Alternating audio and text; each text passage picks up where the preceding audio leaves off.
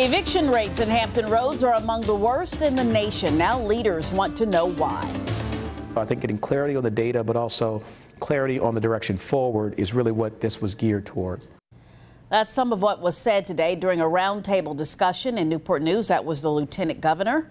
Here is what the issue is. Hampton, Newport News, Norfolk, and Chesapeake are among the top 10 cities with the highest eviction rates. Virginia Beach comes in at number 15.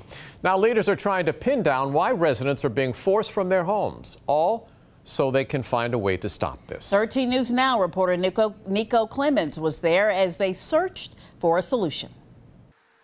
Michelle Purcell Griffin has stared eviction in the face. Fortunately, we were able to pay, but it's still a very scary situation. Which is why she hopes to offer some solutions to address the eviction rate in the state. She joined a roundtable discussion in Newport News with Lieutenant Governor Justin Fairfax, local leaders, and others. I'm here advocating for the everyday resident of Newport News. A recent report in the New York Times shows the Hampton Roads area has one of the highest levels of eviction judgments in the nation. Hampton, Newport News, Norfolk, and Chesapeake make up the top 10 cities on the list based on data from 2016. It certainly was data that was alarming. We heard suggestions from needing more higher-paying jobs, more affordable and subsidized housing, to more funding for housing programs. I think getting clarity on the data, but also clarity on the direction forward is really what this was geared toward. One property owner weighed in, saying we should look at why people aren't paying rent, adding, do we need high-paying jobs? We want to make sure that Virginia's families have help and also hope. All agree.